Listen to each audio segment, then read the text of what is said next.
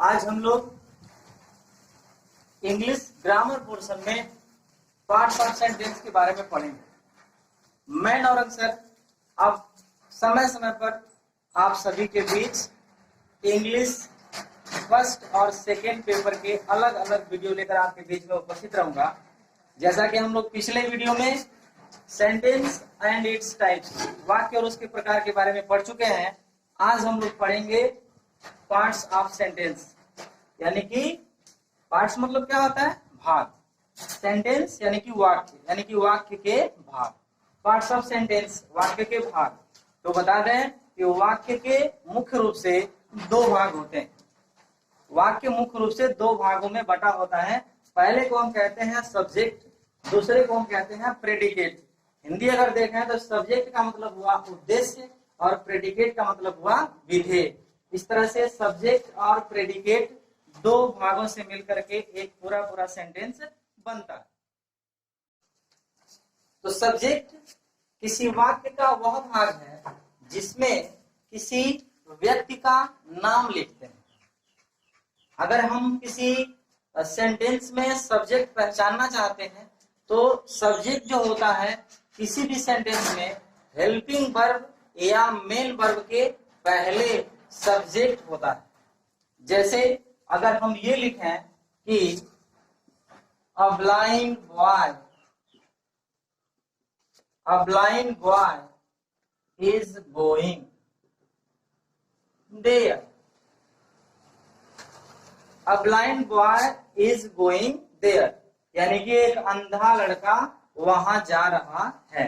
तो इसमें अगर हम सब्जेक्ट ढूंढना चाहते हैं तो हमको वर्ब तलाशना होगा।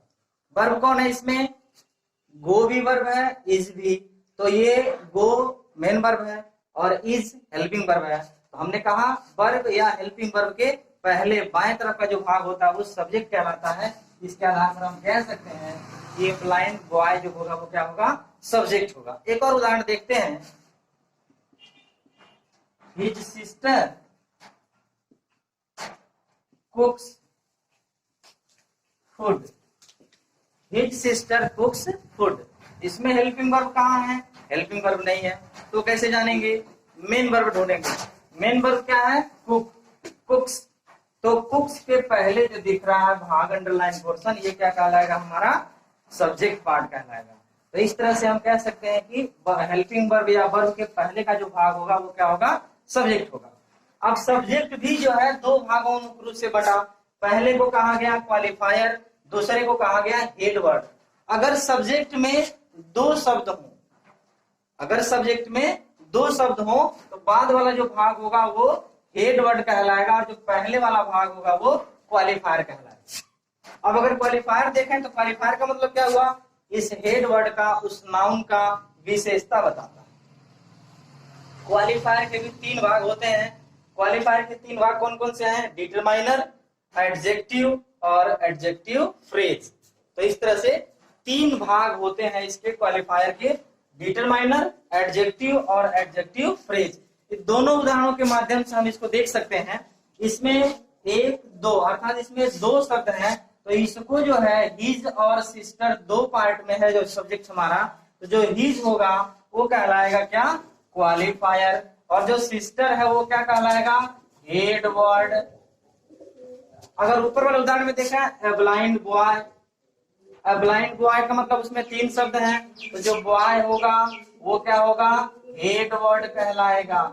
और जो ब्लाइंड होगा ये क्या कहलाएगा? एडजेक्टिव कहलाएगा। ADJ एडजेक्टिव कहलाएगा। और उसके पहले जो ए है ये क्या कहलाएगा? डिटरमाइनर कहलाएगा।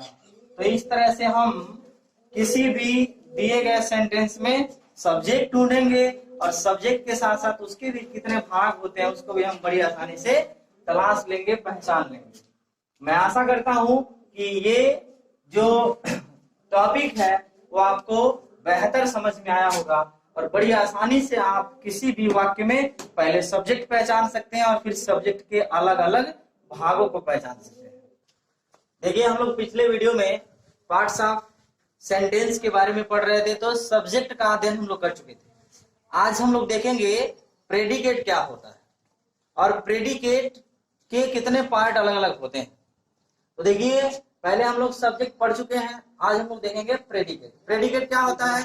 प्रेडिकेट किसी सेंटेंस का वह भाग होता है, प्रेडिकेट किसी सेंटेंस का वह भाग होता है जिसमें सब्जेक्ट के बारे में कुछ बताया जाता है, उसी को हम कहते हैं प्रेडिकेट। ये पिछले में हमने बताया था कि प्रेडिकेट जो होता है हेल्पिंग वर्ब के बाद का जो भाग होता है वही कहलाता है क्या?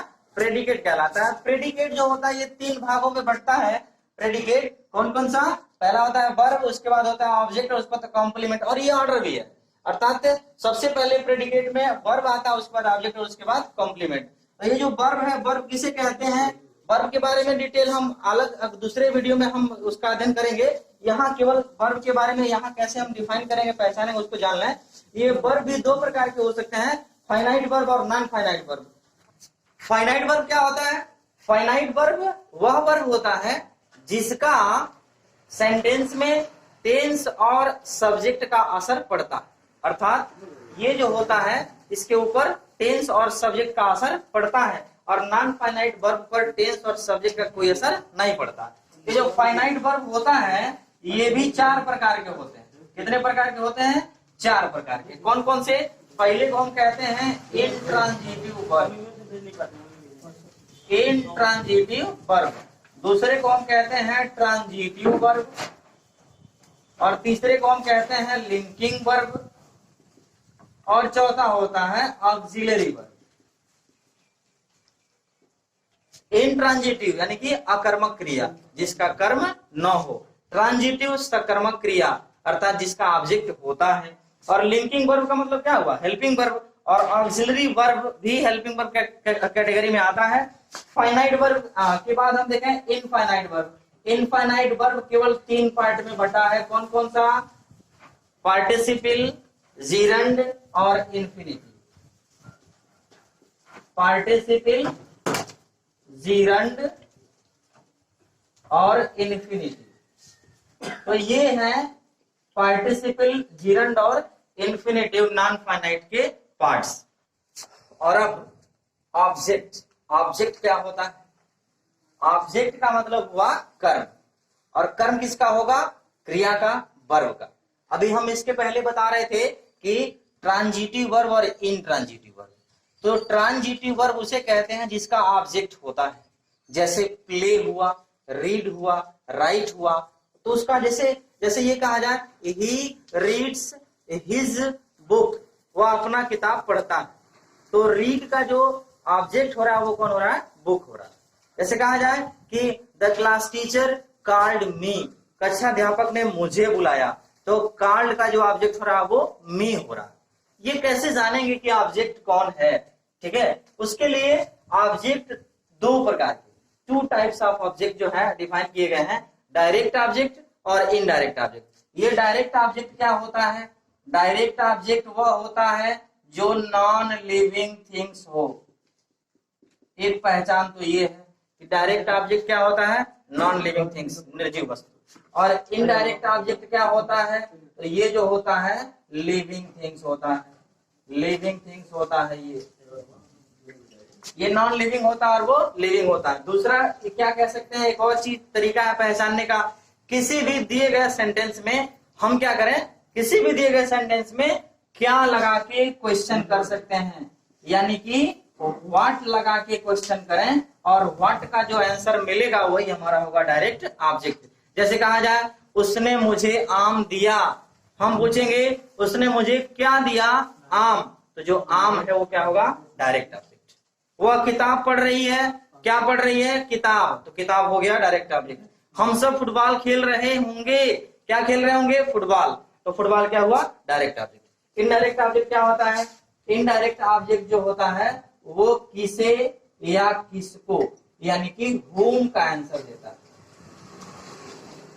जैसे अभी हमने कहा कि his class teacher called him, उसके कक्षा अध्यापक ने उसे बुलाया। किसे बुलाया?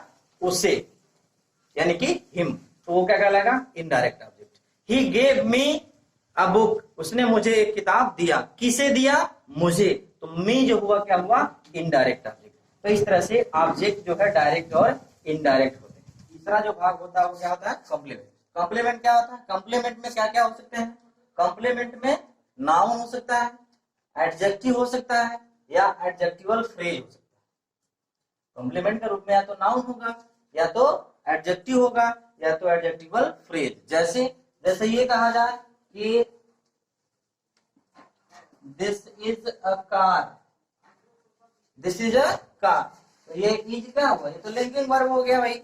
और ये आकार क्या हो गया, कॉम्प्लीमेंट हो रहा है। ये कॉम्प्लीमेंट जो होगा वो क्या होगा, किसके रूप में, नाउन के रूप में। किसके रूप में, नाउन के रूप में। जैसे कहा जाए he has 2 books, he has 2 books, जो 2 books है वो क्या है, कॉम्प्लीमेंट है। और कॉम्प्लीमेंट है तो क्या है, ये नाउन है। बुक्स क्या है, नाउन है। एडजेक्टिव कैसे होगा, एडजेक्टिव कैसे होगा, इसका he is dull, he is dull। जैसे कहा जाए नीरज इज क्लेवर, तो ये जो क्लेवर है, डल है, ये दोनों क्या है, एडजेक्टिव है। दोनों क्या है, एडजेक्टिव है। वही अगर एडजेक्टिवल फ्रेज की बात करें, जैसे कहा जाए the students are in the class, in the classroom, the students are in the classroom. तो जो इन द क्लासरूम है वो क्या है, एडजेक्टिवल फ्रेज कहलाएगा। तो ये एडजेक्टिवल फ्रेज। जैसे कहा जाए कि he is playing, he is playing in the field, in the field. तो इसमें क्या है, अब इसमें पूरा पूरा देख लीजिए। इज क्या हो गया, वर्ब, और उसके पहले वाला ये पूरा क्या कहलाएगा, सब्जेक्ट। प्लेइंग क्या हो गया, वर्ब, मेन वर्ब है। और प्लेइंग कैसा वर्ब है, प्लेइंग कैसा वर्ब है, आप हमको कमेंट में बताएंगे। इन, इन जो है the field, in the field, ये क्या कहलाएगा, क्या कहलाएगा, एडजेक्टिवल फ्रेज कहलाएगा। तो इस तरह से हम लोगों ने देखा कि प्रेडिकेट के 3 भाग, वर्ब, ऑब्जेक्ट और कॉम्प्लीमेंट। वर्ब के भी टाइप्स, ऑब्जेक्ट के भी टाइप्स, और कॉम्प्लीमेंट में भी क्या क्या इंक्लूड होता है वो हम लोग इधर अलग अलग उदाहरणों के द्वारा देखें। कुछ उदाहरण के द्वारा हम देखेंगे कि सब्जेक्ट और प्रेडिकेट को कैसे अलग अलग करेंगे और कैसे उनका हम डिवाइडेशन करेंगे। जैसे he has been reading a novel for 10 days, वह 10 दिनों से एक उपन्यास पढ़ रहा है। जरा ध्यान देंगे, हमने कहा था पहले सब्जेक्ट समझाते समय कि हेल्पिंग वर्ब से स्टार्ट होने के बाद दाहिने तरफ का पूरा पूरा हिस्सा जो होगा वो क्या होगा, ऑब्जेक्ट, प्रेडिकेट होगा। प्रेडिकेट होगा यानी कि ये जो ही है वो क्या हो गया, सब्जेक्ट, और ये पूरा भाग जो है क्या है, प्रेडिकेट। प्रेडिकेट में क्या क्या होता है, वर्ब होता है और ऑब्जेक्ट होता है और कॉम्प्लीमेंट होता है। ये हमारा जो है हैज बीन रीडिंग, तो जो हैज बीन है ये क्या है, ये हेल्पिंग वर्ब है। रीड क्या है, मेन वर्ब है। और अ नॉवेल क्या है, ऑब्जेक्ट है। कैसे, क्या पढ़ रहा है, उपन्यास। और जो बचा ये लास्ट वाला भाग, ये जो कहलाएगा वो क्या कहलाएगा, कॉम्प्लीमेंट कहलाएगा। दूसरे में देखते हैं पूरा सब्जेक्ट का और प्रेडिकेट का पूरा पूरा इस उदाहरण के सहायता से हम समझ सकते हैं। His younger brother gave me a gift yesterday, उसके छोटे भाई ने मुझे कल एक उपहार दिया। तो सब्जेक्ट और प्रेडिकेट पहले छांटे हैं। सब्जेक्ट कौन होगा, सब्जेक्ट होगा वर्ब के पहले। वर्ब कौन है, गेव। तो गेव के पहले का जो भाग है ये पूरा पूरा क्या कहलाएगा, सब्जेक्ट। और गेव के बाद जो दिख रहा है ये क्या कहलाएगा, प्रेडिकेट। अब सब्जेक्ट के भी हमने 3 पार्ट बताए थे। सब्जेक्ट में क्या कहता है, क्या क्या होता है, ये क्या है, हिज क्या है, डिटरमाइनर है। और यंगर क्या है, यंगर क्वालिफायर। और ब्रदर क्या है, हेड वर्ड। तो इस तरह से ये भी तीनों पार्ट अलग अलग, इसमें तीनों इंक्लूड है। Gave me a gift yesterday, उसके छोटे भाई ने मुझे क्या दिया, क्या दिया, क्या दिया, एक गिफ्ट। तो गिफ्ट मतलब क्या हुआ, उपहार। तो ये कौन सा ऑब्जेक्ट कहलाएगा, डायरेक्ट ऑब्जेक्ट। हमने बताया ये नॉन लिविंग थिंग्स भी है। किसे दिया, मुझे। तो जो मी है ये क्या कहलाएगा, इनडायरेक्ट ऑब्जेक्ट, इनडायरेक्ट ऑब्जेक्ट। और गिव, तो गिव क्या है, ये वर्ब है। और ये लास्ट में जो बचा ये क्या है, कंप्लीमेंट। तो इस तरह से हम किसी भी सेंटेंस में सब्जेक्ट और प्रेडिकेट पहले अलग करेंगे, फिर उसके भी अलग अलग भागों को हम आसानी से कर सकते हैं। इस वीडियो के बाद आपको इससे संबंधित कुछ सेंटेंस मिलेंगे, उसमें आप प्रेडिकेट पार्ट को अलग करके उसमें वर्ब, ऑब्जेक्ट और कंप्लीमेंट को अलग अलग छांट करके देखेंगे और चेक करेंगे कि आपको ये टॉपिक कहां तक समझ में आया। ओके, आज के लिए बस इतना ही। That's all.